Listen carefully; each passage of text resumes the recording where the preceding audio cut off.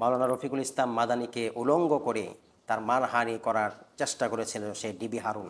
আজকে সেই মাদানীর বদদোয়ায় আজকে ডিবি হারুনের 3 ইঞ্চি সারা বিশ্ববাসী দেখেছে। বরং এই ডিবি হারুনের এই সম্মানহানি হয়েছে।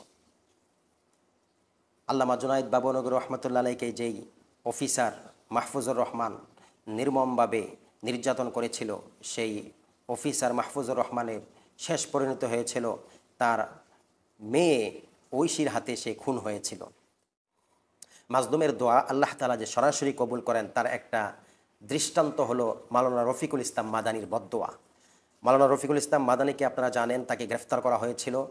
ডিবি হারুন তাকে অকথ্য নির্যাতন করেছে এবং ওই ডিবি হারুনের চেলা চামুন্ডার যারা ছিল তারাও কিন্তু কম কষ্ট দেয়নি এই মাওলানা রফিকুল ইসলাম মাদানীকে। মাওলানা রফিকুল ইসলাম মাদানীর বিরুদ্ধে যেই চক্রান্ত বা ষড়যন্ত্র করা হয়েছিল তার মধ্য থেকে একটা গভীর ষড়যন্ত্র ছিল এই মাওলানা রফিকুল ইসলাম মাদানী এই আলেমে দ্বীনের সম্মানকে এবং তার মর্যাদাকে হানি করার জন্য, তাকে বেইজ্জতি করার জন্য একটা গভীর নাটক সাজানো হয়েছে। সেই নাটকটা এরকমভাবে হয়েছে, তাকে ধরে নিয়ে উলঙ্গ করে তাকে এক জায়গায় হাতির ঝিলের এক জায়গায় নিয়ে যাওয়া হয়। সেখানে একটা পতিতালয়ের মেয়েকে তার পাশে বসানো হয়, জড়িয়ে ধরানো হয়, সামনে ক্যামেরা রাখা হয় এবং তার হাতে সিগারেট দিয়ে দেওয়া হয়। এভাবে তারা ভিডিও করছে মাওলানা রফিকুল ইসলাম মাদানীর মানহানি করার জন্যে। ওই সময় মাওলানা রফিকুল ইসলাম মাদানী আপ্রাণ চেষ্টা করেছিলেন এই নাফরমানি থেকে বাঁচার জন্য, কিন্তু এই ডিবি হারুনের অকথ্য নির্যাতনে আজকে সেই মাওলানা রফিকুল ইসলাম মাদানীকে মানহানি করার জন্যে, তার সম্মানকে দুলিচ্ছাদ করার জন্যে সেই সময় ওই মেয়েকে দিয়ে ভিডিও করিয়েছিলেন, মেয়ের পাশে দিয়ে উলঙ্গ করে। তখন রফিকুল ইসলাম মাদানী আল্লাহ তাআলার কাছে কি দোয়া করেছিলেন, চলুন আমরা ভিডিওটি দেখে আসি।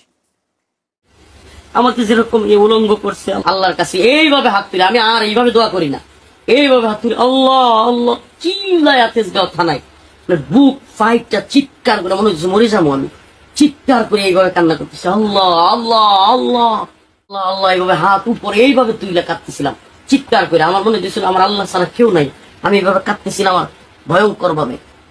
তো সিহেরি পর্যন্ত আমি তাহাজ্জুদ পড়ছি আর কান্না করছি, সিহেরি পর্যন্ত তাহাজ্জুদ পড়ছি আর কান্না করছি, চিৎকার করে কান্না করে কাঁদতেছিলাম আর একটা দোয়া করতেছিলাম আল্লাহ তুমি হারুনকে একদিন আমাকে যেরকম উলঙ্গ করছে আল্লাহ আল্লাহ, আমি একটু বাড়ায় বলতেছি আল্লাহ তুমি এমন করে দিও আল্লাহ, আল্লাহ তুমি এই হারুন এবং তারা যারা করছে আল্লাহ এদেরকে তুমি এইভাবে লাঞ্ছিত করো আল্লাহ, তুমি সব ক্ষমতার মালিক আল্লাহ, এরা কেউ কিছু করতে পারে না, তুমি সব করতে পারো। আমি খালি চিল্লাই এই দোয়া করতেছিলাম, জোরে জোরে দোয়া করতেছিলাম। মাওলানা রফিকুল ইসলাম মাদানী যে দোয়া করেছিলেন আল্লাহ তাআলা সেই দোয়া কবুল করেছেন। তাকে যেমন উলঙ্গ করে মানহানি করার চেষ্টা করা হয়েছে, তিনি একটা দোয়া আল্লাহ তাআলার কাছে করেছেন, আল্লাহ এই ডিবি হারুনকেও আপনি আমাকে যে ষড়যন্ত্রমূলকভাবে আমাকে উলঙ্গ করেছে, আমার মানহানি করার চেষ্টা করেছে, আল্লাহ তুমি তার উপযুক্ত বিচার করো। এই বিচার আল্লাহ তাআলা করেছেন। সারা বিশ্ববাসী আজ সেই ডিবি হারুন, কুখ্যাত হারুনের উলঙ্গ 3 ইঞ্চির ছবি আজকে বিশ্ববাসী দেখেছে। এটাই আল্লাহ তাআলার বিচার। আল্লাহ মাজলুমের দোয়া কখনো বৃথা যেতে দেন না। আল্লাহ রাসূলও বলেছেন যে মাজলুমের বদদোয়া থেকে তোমরা বাঁচো, কেননা মাজলুমের বদদোয়া সরাসরি আল্লাহ তাআলা কবুল করে নেন। উলামায়ে কেরামের উপরে নির্যাতন যদি করা হয়, উলামায়ে কেরাম যদি বদদোয়া দেন, সেটা কখনো বৃথা যায় না। তার আরেকটা দৃষ্টান্ত হলো আল্লামা জুনাইদ বাবুনগরী রহমতুল্লাহ আলাই।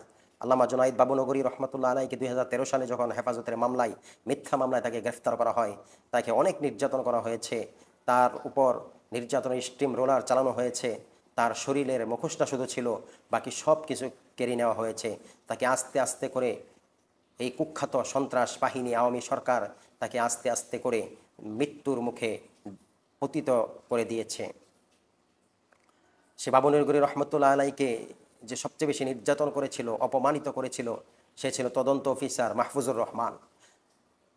সে 2013 সালে বাবুনগরী রহমতুল্লাহ আলাইয়ের সাথে যে নির্যাতন হয়েছিল, সেই নির্যাতন যেই অফিসাররা করেছিল তার মধ্যে অন্যতম ছিল সেই কুখ্যাত মাহফুজুর রহমান।